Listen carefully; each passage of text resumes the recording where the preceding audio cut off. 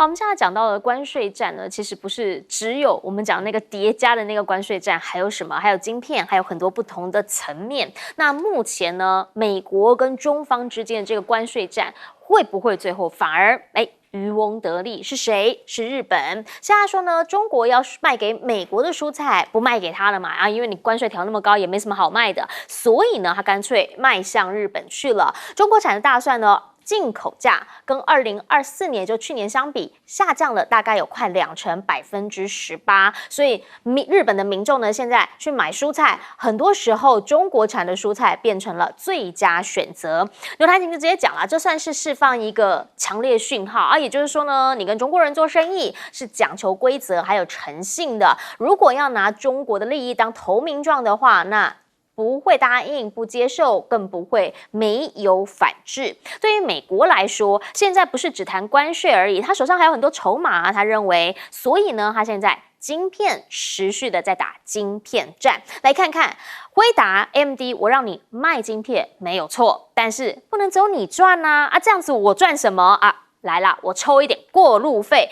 现在说只要是卖给中国的晶片，通通都要抽15%，甚至他可能觉得这个作为还不错吧。白宫讲未来还要扩及更多的企业，会不会扩及更多的产业呢？不知道。美国财长直接讲了，他们认为这是一个模式也就是说呢，你以后如果做得好的话，你就变成其他行业的一个 role model， 而且是由川普亲自推动的，觉得这样可以让美国纳税人直接分享你的收益。但是啦，其他人讲得很白你这个讲法会不会其实就让很多其他的产业、美国企业感到焦虑呢？现在中美之间的这个科技战也正在开打当中。在大陆这边呢，有一个半导体公司叫一堂，他现在呢直接指控说美国有公司来窃取他的机密，所以呢他要跟他们索赔9999万元的人民币，目前已经直接告到了法院去了。而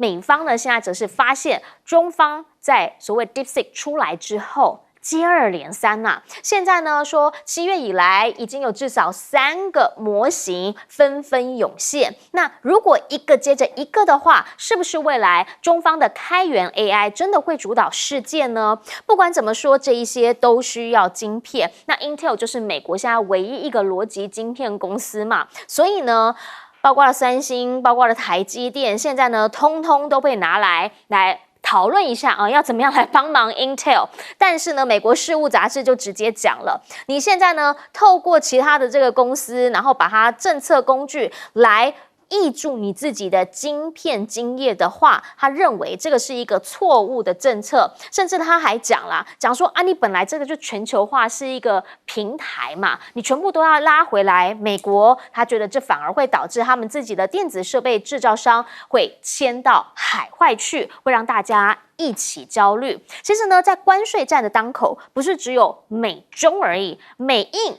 那才是精彩。因为呢，他现在就认为印度不乖，我就直接把你拉到50%的关税战。所以你看看，本来跟川普很好的莫迪，现在也不这么好了，就连女主播讲话都很直接。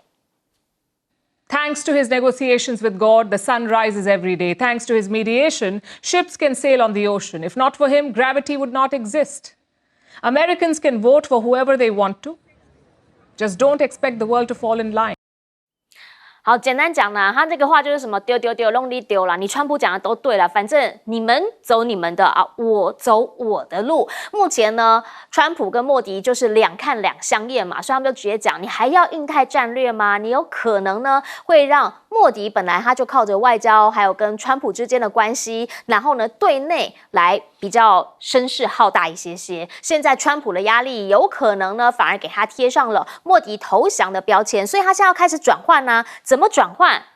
去中国咯，现在已经知道他要访中了嘛，对不对？而且你也看到了中印直航说最快下个月9月就能够实现了，甚或啦，你可以透过一些举措来知道他们关系真的在改变。譬如说，刚刚彭博社的发表，中国跟印度要重启暂停5年的边境贸易，现在开始进行磋商了。譬如说，中国已经放宽了对印度尿素的出口限制，这一些其实都是新的讯号。印度媒体甚至还讲说莫迪现在9月，确实他也有可能去美国访问，但是这一场访问呢，其实是要去参加联合国的会议。好，那如果是这样的话，会不会见到川普啊？这个大家就不知道，到底对于莫迪来说，本来跟川普很好，现在是不是真的会正式的转向，还是其实在左右摇摆呢？回过头就请教一下杰大使，您会怎么样来看？这个是中美之间的关税战，导致了中方本来要卖给美国的蔬菜，现在卖给日本人了。对，这个其实日本我的了解，其实它很多的这些大的农产品通路商，或者甚至它的这些食品相关产业跟中国大陆的合作已经是行之有年了。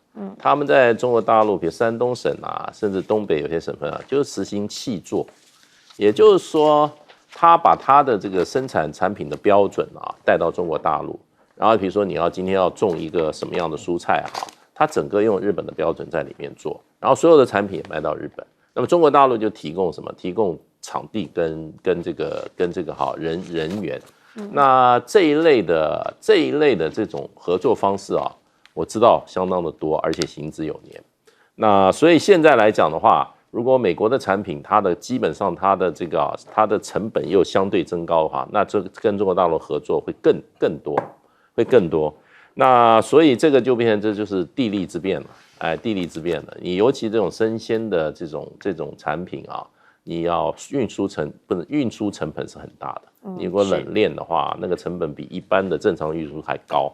所以这个部分我觉得，像日本的话是一个他对食品要求他自己标准的，所以他通过契作的方式在中国大陆合作，其实对他来讲也是蛮有利的。那中国大陆事实上的话，也很乐于跟日本做这样合作，我的了解啦。那另外一个就是川普跟 NVIDIA 跟这个美光要他的分润，这个有点颠覆我们对于这个民主国家、法治国家所谓公部门与私部门之间的关系的一个基本认识。对，你政府可以抽税嘛，对不对？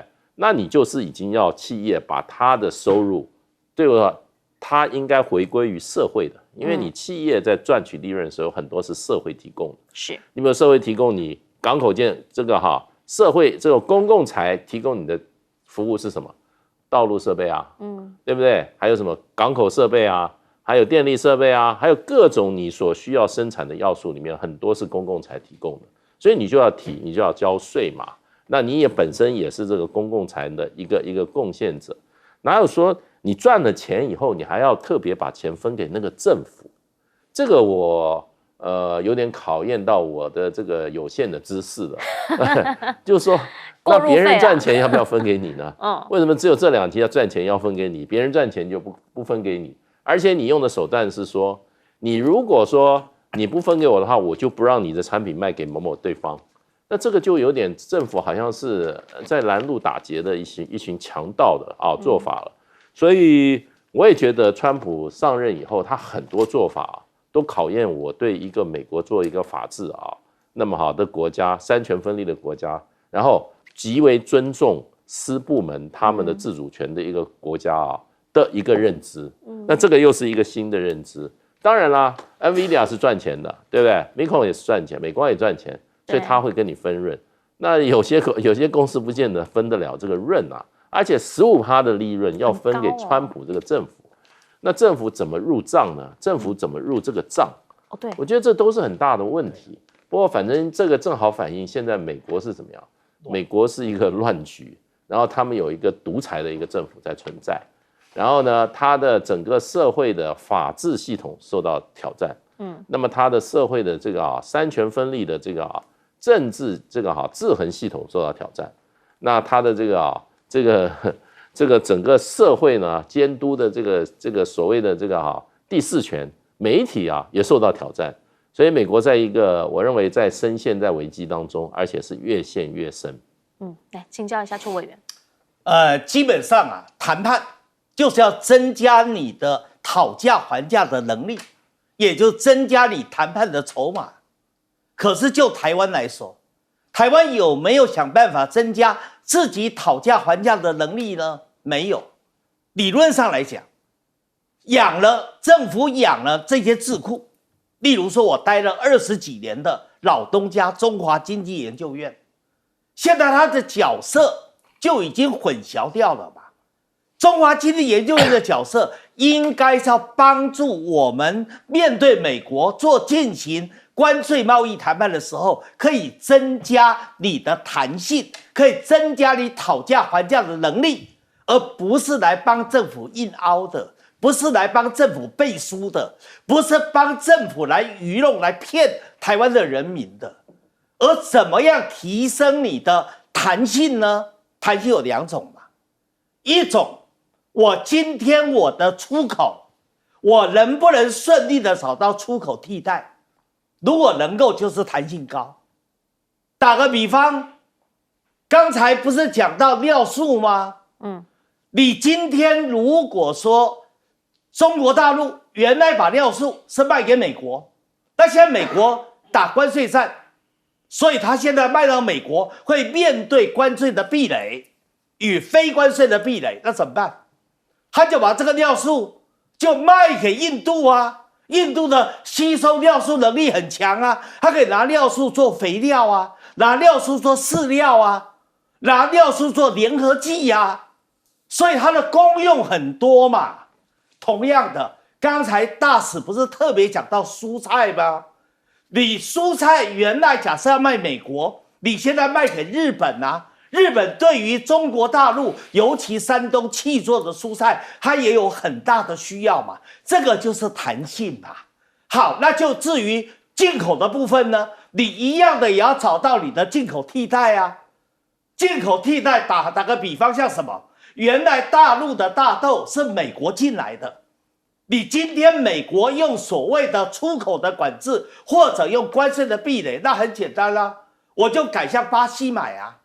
巴西买更便宜啊，它的性价比更高啊，所以这时候对美国的谈判筹码就提高了嘛。同样的，刚才提到晶片的问题，你基本上华为若不是发展出来升腾910C 跟920，所以相当程度取代了这个辉达的 H20，甚至也已经逼近了辉达的 H100。所以你的谈判筹码就增加了嘛，这才是智库该做的事情嘛。除了这个以外，人家日本、韩国就知道大家彼此形成策略联盟，来增加你的资讯的饱和度。同样的，印度也是啊，印度本来的上合会议是非常冷淡的，但是这一次8月底莫迪就亲自到天津参加上合会议，紧接着到9月3号到北京参加93大阅兵，目的何在？就是要制造一个跟中国大陆结盟的印象嘛。用这个来制造他谈判的，让他谈判讨价还价的筹码能够提高，这个才能够折服川普，才能折服美国嘛。请教一下尤明老师，川普很喜欢这个瞌睡，要你缴这个15%，日本、韩国、欧盟15%，那这是商品进入到美国市场，那是你美国的经济、美国的关税，反正也是美国人付这个钱。那这些政府也因为是要帮助民间企业去出口，所以也就这个冷下来了。他现在对于 NVIDIA 或者是 AMD， 将来也许更多的产品，如果是卖到中国大陆，也要收你15%的这个所谓营业的总额的15%。那这是怎么回事？他现在很迷上这个东西啊，他觉得可以帮美国联邦政府赚钱，那不是放他自己口袋哦。但是我觉得这个对中国大陆、对中国企业是一种侮辱，而且我觉得这个做下去只会加速让中国再次伟大。你怎么说呢？第一个15%，你以为他只是扣掉他自己赚的钱而已吗？他一定转嫁到买家的身上去，所以中国大陆将来买 H20的这个价格一定会增加。那我为什么要多付这个钱给你美国政府？我给 NVIDIA 在商业上的第一点。第二点，本来 H20就是一个降级的东西，我现在还要多付15%的这个成本，然后呢，给你美国政府给 NVIDIA 买一个降级次等的东西。那中国大陆现在事实上已经发展出来，只不过是量产还不够，量能还不够，所以呢，有一些厂商还是会去排队买的这个 H20。但我个人觉得这是短期现象，因为中国大陆政府现在已经说了，不希望中国大陆的企业去买 H20了，不只是因为这个15%，也是因为它可能有安全上的问题。第三点最重要的是，你这个是把商业科技政治化，完全颠覆过去整个国际贸易，尤其是科技产品贸易，你变成一个国家跟国家，好像你是上级国家对次级国家再课一个15%的税，拿一个比较次级的东西卖给你，我还要吗？我当然要寻求技术自主，我当然要寻求就是自己本身要切断跟你这样子的这种商业关系，因为我等于是去用商业上的价格来去供养你的国家的发展。你15%的钱拿来做什么？拿来做军工，来去未来可能跟中国打仗。那你觉得中国会怎么看这个事情？短期现象，你反而会加速中国大陆在技术自主，让他自己本身科技再次伟大的决心。其实对于川普对世界而言，大家就是一直看到他有创举嘛，比如说这个15% 要跟AMD， 然后要跟辉达来克的这个钱，大家就会想说，为什么会这样？然后贝森特还觉得说这个很棒，以后要用到其他的产业去，这个真的是以前闻所未闻，毕竟人家是私营企业嘛，那你要怎么来做这件事情呢？等等回来要讲 DC 竟然直接派国民兵强势接管，这个也是以前完全无法想象的事。先进广告。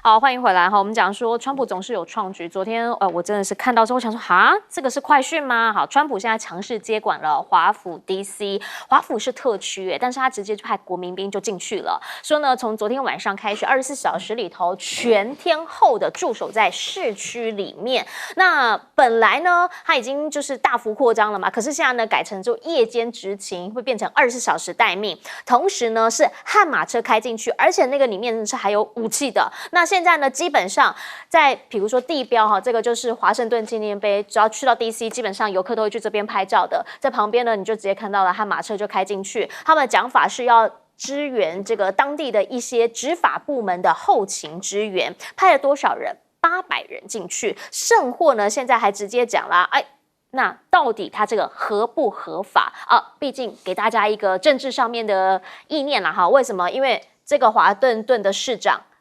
民主党的，也就是他的反对啦，就不同党啦，他就讲说，你怎么可以，你要来你就来呢？所以我 DC 这边我应该是第51个州啊，我才能够把它阻绝在外，你不能来啊。但像是加州不也同样的状况吗？所以川普他就不认为嘛，他就觉得说，华府取得州地位是荒谬的。那他就说，为什么我要进来？我有合理性。他合理性在哪里？他合理性在他说，华盛顿的暴力犯罪率已经高于世界上地球上最糟糕的一些地方，它指的是墨西哥城、巴西，然后波斯大黎各，还有这个巴拿马城等等等。他说：“你想住在这些地方吗？我不认为。”好，《纽约时报》就直接讲啊，他被他点名这个墨西哥、哥伦比亚、巴西等等人呢，纷纷就直接讲啊，讲说呢，你把我们的城市形容成暴力最城市最糟糕的地方，他觉得这个。太过分了吧！墨西哥城的谋杀率低于华盛顿啊，然后你也必须要根据官方的数据啊，等等等。好，对于川普来说，他从头到尾都不认为他说的话有什么样的问题，反正他说的都对。但是如果他遇上强者的时候，他会是怎么样的一个做法？因为呢，他礼拜5即将要跟普京见面，这样他已经直接先警告普京哦，我告诉你，俄罗斯。你不停止战争的话，你会有严重的后果。严重的后果是什么啊？现在他说卖个关子，还没有办法先告诉你。但是普会呢，如果顺利进行的话，川普据说呢，他后面最主要目的就是要让美、俄、乌3方一起会面啦。而且呢，这个地点是选择在阿拉斯加嘛，这边呢，他们特别强调了领土的谈判权。川普说他不会碰哦，他会留给泽伦斯基，他主要谈停火。但是阿拉斯加这个地点是什么地点？这个地点你知道吗？曾经负责监控苏联军事活动，还有侦测核威胁的地点。现在其实呢，他们在这边还是布有重兵的，有 F-22的猛禽战斗机，还有一些其他的负责拦截俄罗斯这边的一些讯息。所以呢，大家就说，现在这个地方其实对川普而言是要告诉俄罗斯，我是有硬底子实力的，你别想乱动。同时呢，他也特别强调，我不是不知道你们在打什么主意，奥班都有告诉我一些内幕，听听他怎么说。I asked a question to a very, very smart, to Orban, right, from Hungary, the head of Hungary. I said, so can Russia be beaten by Ukraine? He looked at me like, what a stupid question. He said, Russia's a massive country, and they win their country and they win their life through wars. They fight wars. That's what they do. He said, China beats you with trade. Russia beats you with war. That was a very interesting statement. 基本上他就是很不满意这样的答案啊，所以他才说 interesting 嘛。但不管怎么说，俄罗斯呢，确实现在你也听到了，普京他可能跟中方这边持续的还有在联系，在跟川普见面之前，军事上面呢也有一些合作。来，俄罗斯他们这个星期是会先测试他们自己的核动力的巡弋飞弹，叫做海燕。那五角大厦这边呢，当然他们都没有要回应，但是他们一定都在观看到底最后的结果是什么。至于中俄之间呢，则是最近又发现他们舰队出现在北海道的西北海域，所以日本呢赶紧派了反潜机去监控。这一次有6艘的军舰在绕行日本，所以大家就在讲，之前那个中俄联合巡航，然后把它摸一圈这样子的一个状态，会不会现在再一次的出现？日本人讲说呢，现在还在观察，他们是海空密切监控。所以啦，俄罗斯在跟这个川普美国见面之前，会不会有一些什么样的举措？其实呢，川普他是非常在意的。川普不但是外部要赢，内对内他也没有要弱。来请教介大使，他现在强势接管华府，直接国民兵派进去，800人派进去，这个以前完全没有出现过吧？他其实老早就想这样干了啦，因为最近他有一个过去那个 Dodge 的雇员呐，被一群这个不良少年啊痛殴一顿。那这个消息传出来以后，川普就借这个机会说，我要接管了，不能让这个首都再继续这样子恶化下去了。他也不是接管，他用一个字叫解放。liberate， 他说要解放这个华盛顿，可见他认为华盛顿不是在他手里啊，他是一个解放者。因为华盛顿长期是民主党的一个痉挛，然后呢很奇怪，华盛顿我的记忆里面，我能想起来华盛顿的市长都没有白人，就清一色是黑人，我能够想起来的很多不错的这个黑人的这些政治人物啊，原来都是华盛顿市长出来的。那可是华盛顿有那么严重吗？其实美国有所谓的这种这个城市的犯罪问题啊，华盛顿也不是最严重的。那而且华盛顿很小，你知道小到什么程度啊？我看了一下，它只有177平方公里。你知道我们台北有多大？我们台北就有271了，所以我们台北都比它大都比它大了1/3出来了。所以呢，他派了800个国民进去，我觉得象征性已经很大了。那这个美国的，尤其华府的治安要把它控制住太容易了，177平方公里，而且它没有太多的那个 slum， 就是贫民区，它的黑人区很大，为什么呢？因为过去在这个70年代上个世纪，曾经华府暴动，把那个房子烧掉一半，所以那些白人原来里面的白领阶级都逃走了，逃到那个 Virginia， 逃到这个 Maryland 去了啊，所以市区里面大概大部分的居民大部分是黑人啊。那现在白人有慢慢回去了，我反而觉得说华府的秩序应该是在改进当中，最差的时间已经过了。那所以川普把这个华盛顿形容的如此不堪啊，我觉得好像有点跟现实有一点出入。那他可能是政治动机，就是要想把华府置于他直接的控制之下。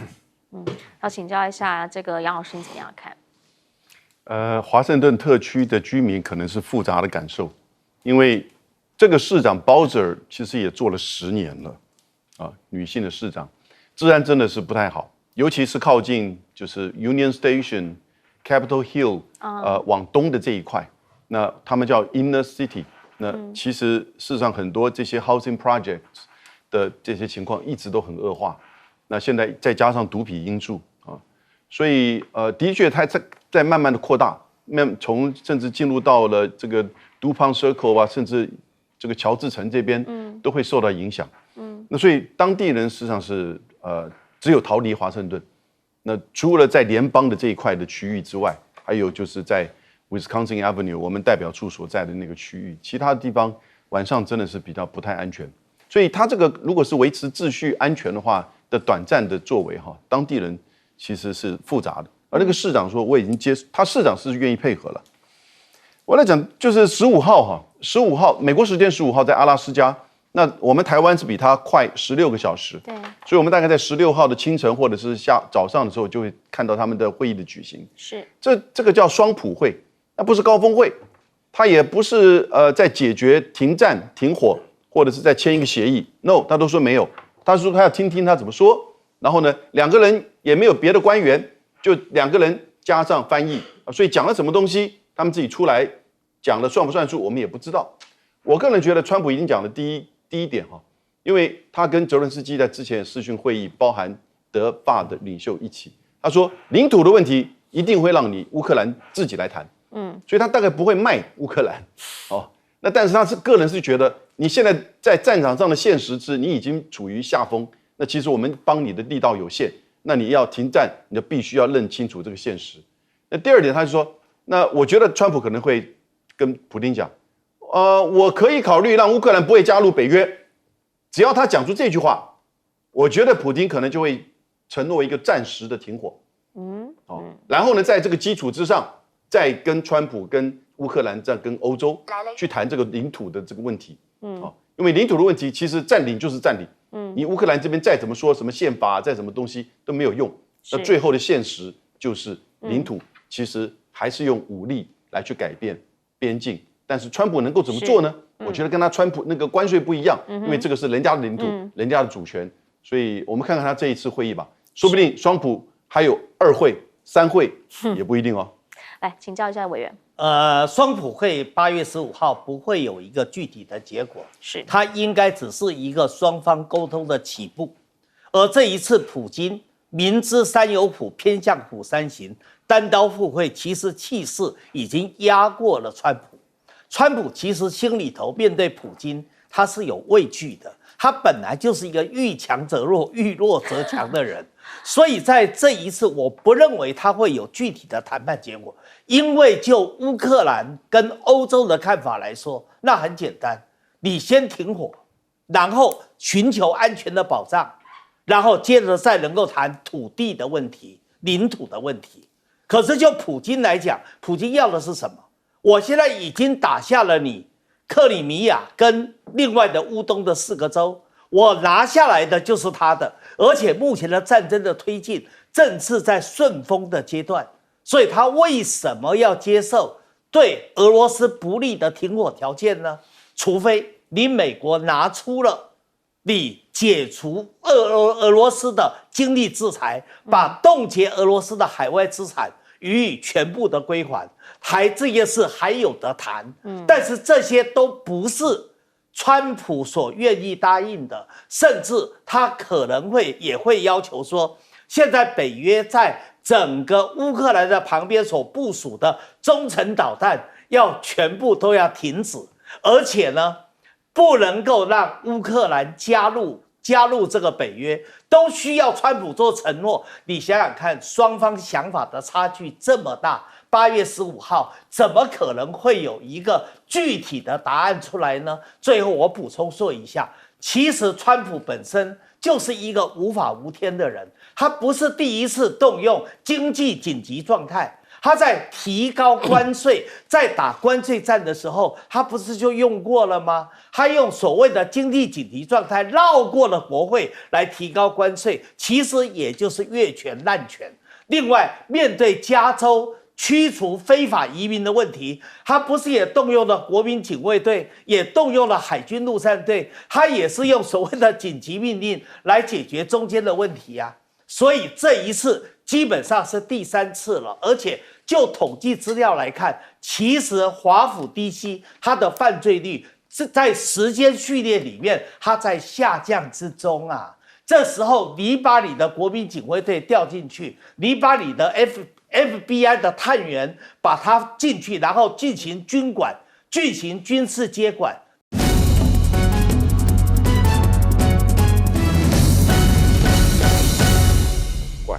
大家晚安，我陈燕莹，欢迎来到新闻大白话。接下来这1小时国内外大小事，要用您听懂的话说给您听。先来介绍这1小时来宾，首先要介绍的是文大国际所教授邱毅老师，主持人好，大家好。还有前驻纽西兰大使谢文吉，燕莹好，各位朋友大家好，以及前国安会副秘书长杨永明。叶英好，各位朋友好。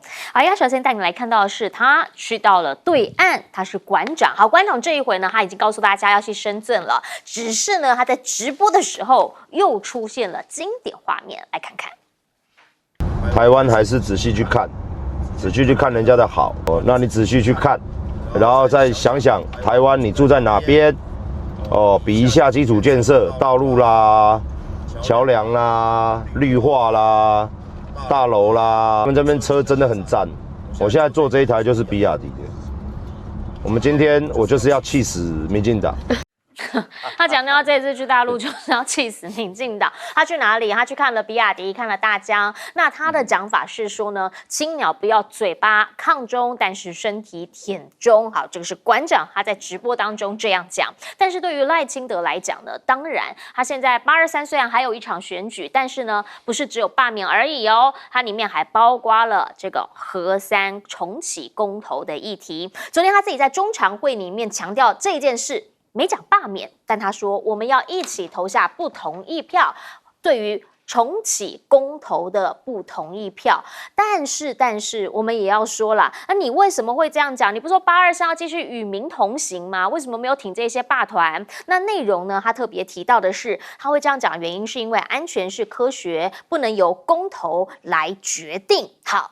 如果是这样讲的话，我们要问啊，那当年民进党为什么呢要特别去用一个公投来公投这个核4的议题呢？这有的时候讲起来就会想问说啊，你以前讲的是这样啊，你现在讲的怎么变这样呢？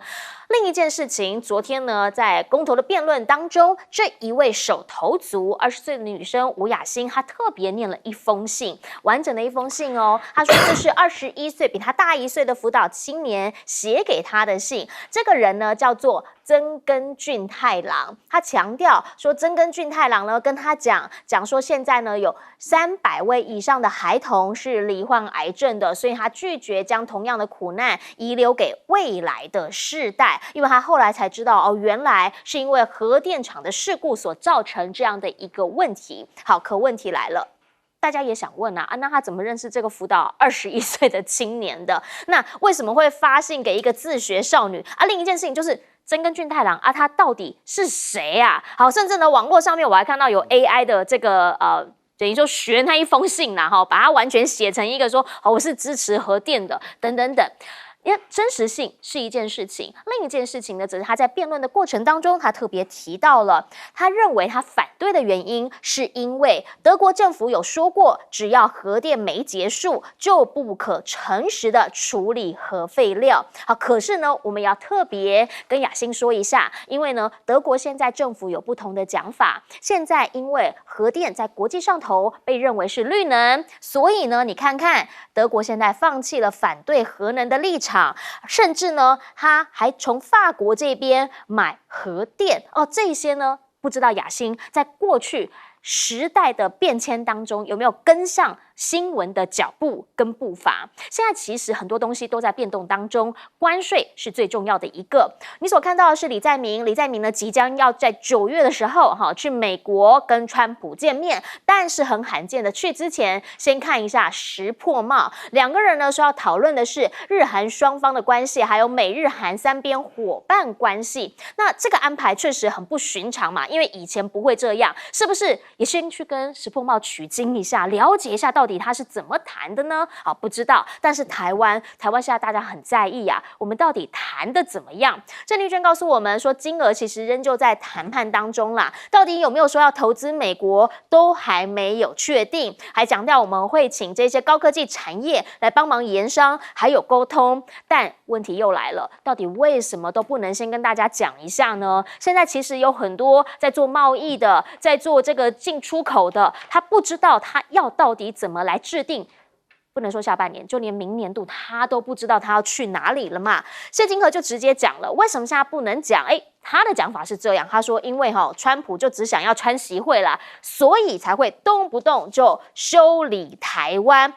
这个是国师讲的呢不对啊，国师这样子讲，不是说赖清德说不能以美吗？甚至还说台湾民众现在是开始仇美了吗？都不能这样子讲。但国师这样一讲，是不是某种层面也给了赖总统一个提醒？台湾现在到底在什么位置上？回过头来请教一下邱毅委员，您会怎么样来看？好，馆长呢这一次去深圳直播，他直接的讲说他要气死民进党。这是馆长第3次到大陆港澳去做直播，他越直播越精彩。这一次到了比亚迪，也到了大疆。到了大疆，我觉得特别的有意义。为什么呢？因为萧美琴曾经讲过，他说台湾要发展下一个飞鸿产业链，就是无人机的产业链。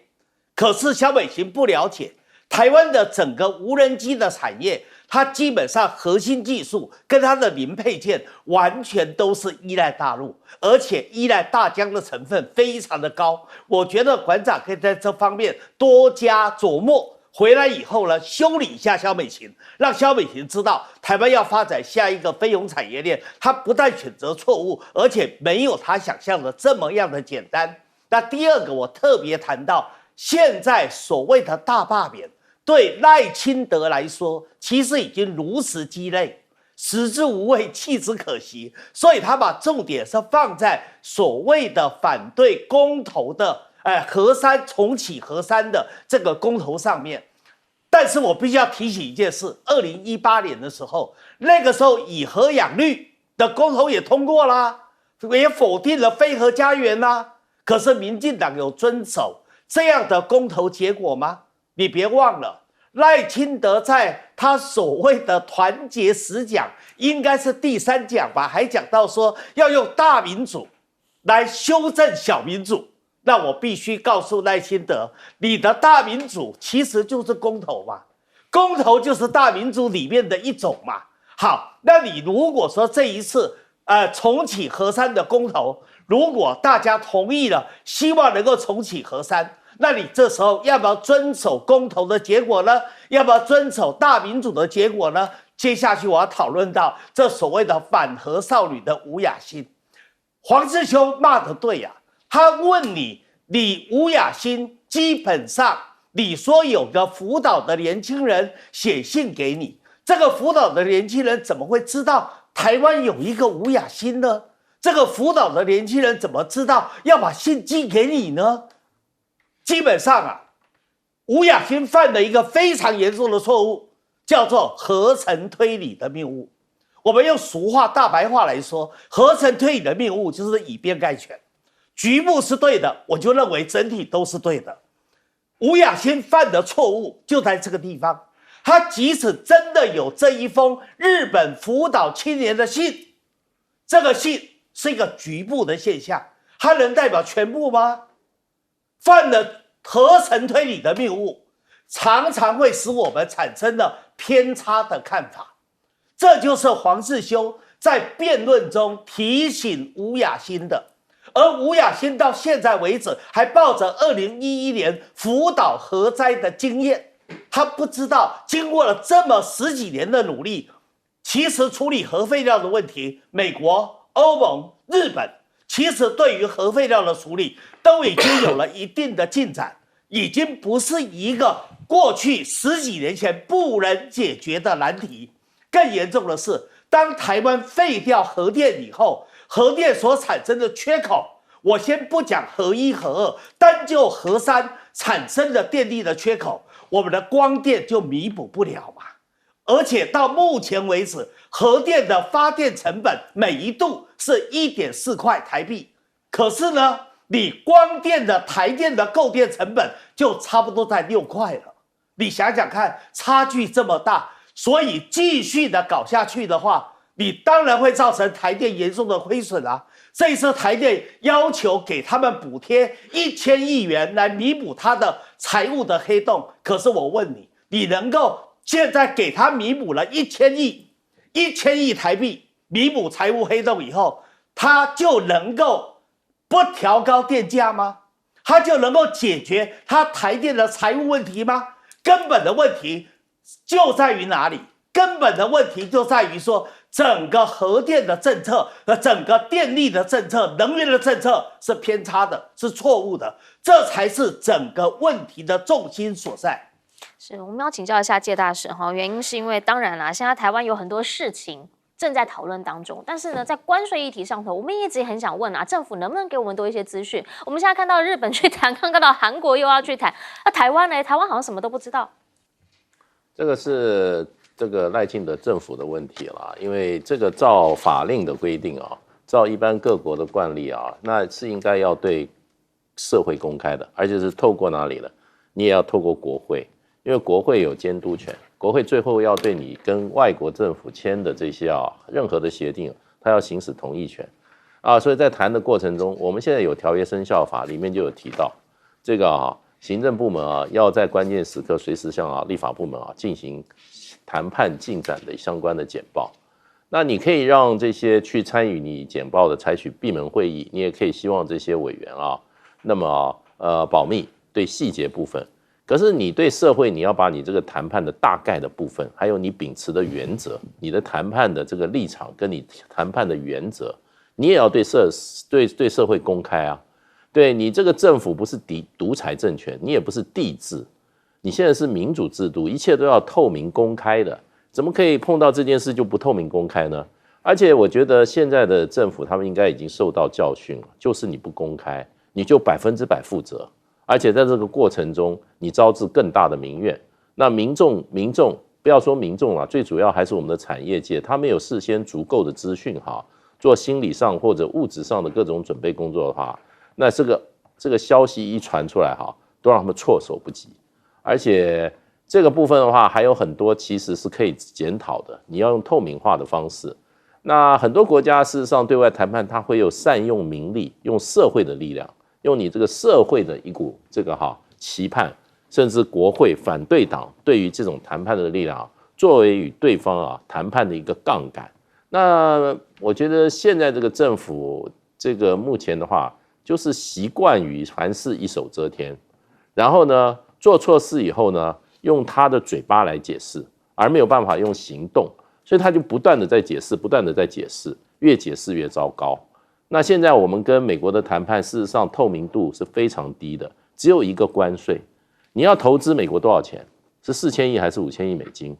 你要知道，如果4000亿的话，是我们一年 GDP 8000亿美金的一半呢。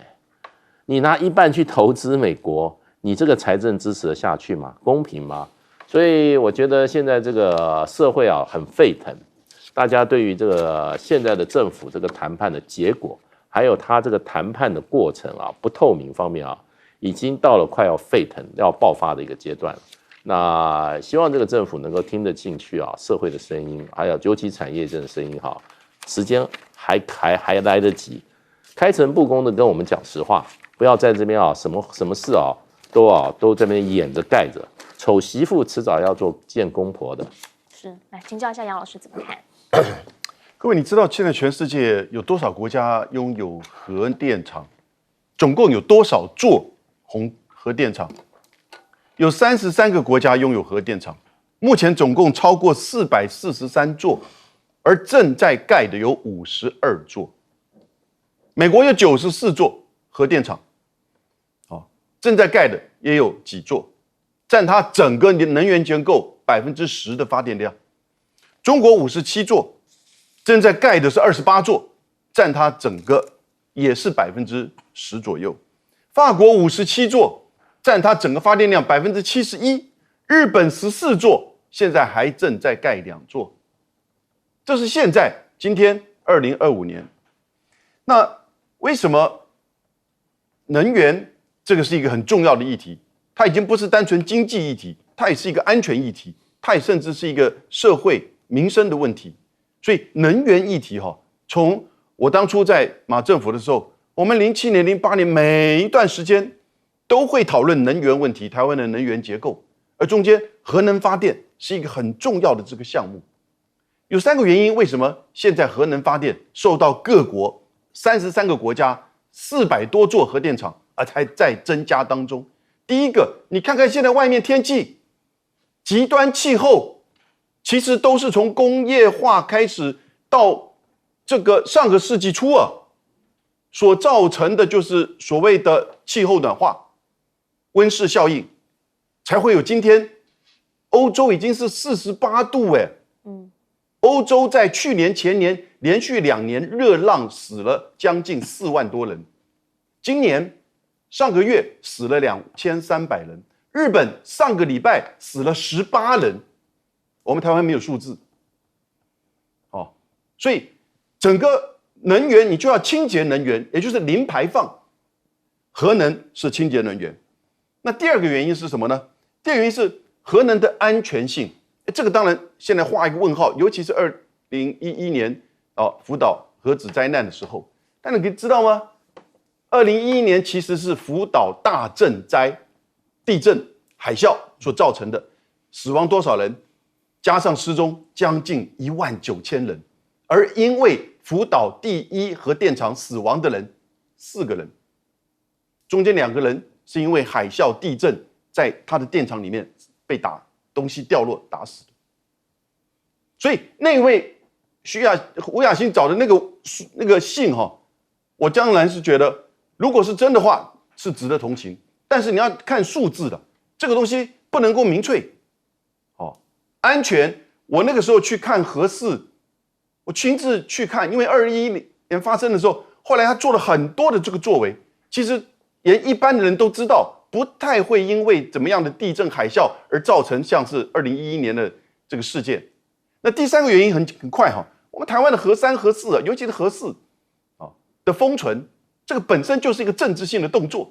当时的行政院长江宜桦、马英九总统，我那时候因为已经离开政府了，我非常的讶异，怎么会有这样子一个结论？结果呢，被封存，连核4厂厂长当天都是看电视才知道。然后呢，核3当然因为民进党反核，所以我是觉得这个事情要降低政治因素，要看现在的国际的情况，要看核能它对于我们现代能源的重要性，请大家一定要三思，支持核3这个除役这个不要再除役。好，其实就关于核能的议题，那现在呢，因为要公投，所以上电视辩论。但是呢，它其实也是一个科学议题。你现在拿起你的手机，打开你的电脑 ，Google 一下，你都会了解目前世界局势的变化。比如说我们讲的这个德国本来反核，但它现在呢，也因为与时俱进而有了一些改变。很多事情都在改变当中、变动当中。等等，回来我们再聊一下国际间还有哪一些重点话题。